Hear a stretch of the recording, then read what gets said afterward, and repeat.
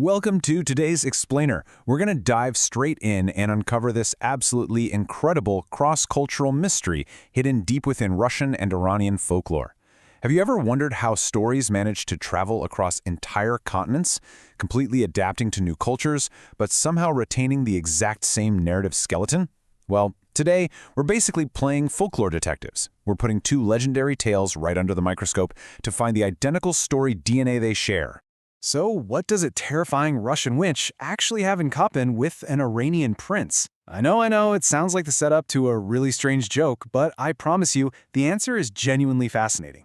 On the surface, you've got the freezing, dark forests of Russian mythology and the mystical castles of Iranian folklore. They seem literally worlds apart, but as we're about to discover, their legendary heroes and villains share an undeniably bizarre, almost perfect connection. First up, let's just establish our baseline. Meet the legendary Baba Yaga. In Russian mythology, she's an iconic, fearsome, gray-haired witch. Now, usually she plays the terrifying villain, right?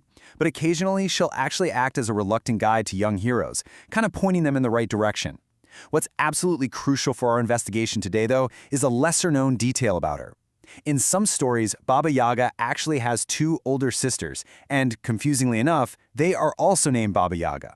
Just keep that detail in your back pocket, because it's the key that unlocks this whole mystery. Let's move into Section 1, the three fearsome crones. Okay, so we're comparing the famous Russian tale of Ivan the Young and Wise with the epic Iranian story of Malek, Mohammad, and Sanam, Gol-Ezar. Both of our heroes are on these grand quests, and their journeys involve an incredibly specific sequence of terrifying encounters. In the Iranian tale, Malek seeks help from a dark-skinned old crone. But instead of helping him directly, she sends him to her older sister. That sister, in turn, sends him to the oldest sister who finally gives him the location he needs. Now jump over to Ivan's story in Russia. He asks the first Baba Yaga for help. She sends him to her older sister, and yep, you guessed it, that sister sends him to the oldest Baba Yaga, who finally provides the ultimate guidance. The structural parallel here is just flawless. Three ugly sisters, three encounters, exact same sequence. But what's truly fascinating is a detail so weirdly specific. It practically proves these stories share the exact same roots. Both heroes, upon meeting the very first scary sister, do the exact same thing. Ivan leaves his horse at the first Baba Yaga's house and proceeds on foot. Malek Mohammad, he behaves identically. He leaves his horse at the first crone's castle and walks to the next. I mean, why this specific detail about ditching the horse?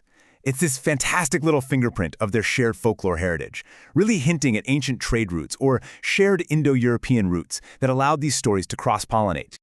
Which brings us to Section 2, bizarre architecture and smells. Because guys, the similarities don't just stop at the narrative structure of the three sisters. They extend right into the bizarre architecture of these worlds. On one side, we have Baba Yaga's iconic, terrifying hut. And what's it famous for? It stands on giant birds' legs. It's such an unforgettable image. Now look over at the Iranian tale. The crones live in a massive, strange castle that literally has no gates. It seems like a completely random architectural choice until you realize the underlying theme. Both cultures use strange bird-inspired designs for the homes of their magical crones. In fact, to really hammer this point home, just listen to how Malek Mohammad reacts when he sees the Iranian castle. He actually asks, "Are the inhabitants of this fortress birds that they need no gate?" I absolutely love this detail. The Iranian story relies on the exact same avian architectural tropes for its magical crones as the Russian story does for its chicken-legged hut. It's a brilliant, subtle connection just hiding right there in the text. And this theme of extreme isolation carries directly into their dialogue when the heroes finally step inside. Baba Yaga has this classic, eerie greeting when she senses a human. She says, "Smell of Russian blood. Never reached my nose before." She is utterly shocked by the scent of a mortal entering her magical domain. Now check out the striking similarity in the Iranian crone's dialogue. When she sees Malek, she exclaims, "How did you fall here? The footsteps of humans have never reached here." Both of these mythological figures are completely blindsided by the presence of a mortal human. The underlying concept is identical. These are ancient, isolated magical beings whose realms have remained completely untouched by humanity. Well, until our heroes show up anyway.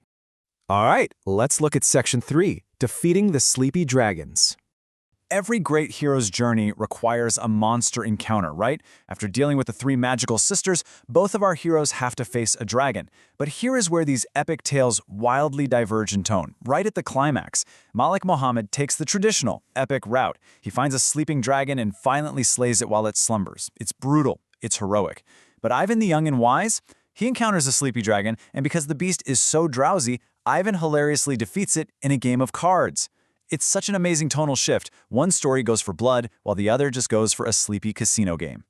Next up is Section 4, Ancient Relics and Magical Loot. Let's shift our focus to the ultimate rewards our heroes claim at the end of these parallel journeys. Because, let's be real, defeating dragons and surviving scary crones definitely deserves a serious payout. Before we look at the specific items, let's just briefly note a structural difference in how the loot is handed out. Malek collects his loot sequentially, getting one magical item from each of the three sisters along his journey. Ivan, however, gets a massive jackpot all at once. He receives all three magic items at the very end from the oldest Baba Yaga, but only after beating that sleepy dragon at cards. And this brilliantly illustrates the distinct cultural flavors of the loot they receive. Malek Mohammad receives artifacts of profound religious and historical weight, the sandal, staff, and cap of Prophet Solomon. These are ancient prophetic relics. Ivan the Young and Wise, on the other hand, gets items straight out of a whimsical fairy tale, a musical harp, a dancing swan, and a singing cat. So while the narrative skeleton is exactly the same, three magical artifacts, the cultural dressing placed on top really reflects the unique flavor of each region. And finally, Section 5, The Ultimate Hero's Choice. So, we've traced the incredible shared DNA between the freezing forests of Russia and the gateless castles of Iran.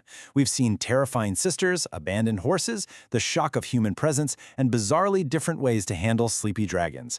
Now it is time to turn this investigation over to you. Which magical artifact would you choose to take home from this adventure? Would you claim Prophet Solomon's invisibility cap for ultimate stealth? Or would you want the pure, hilarious entertainment of a magical singing cat? Let me know your choice down in the comments. Thanks so much for joining me on this explainer, and keep questioning the incredible stories around you.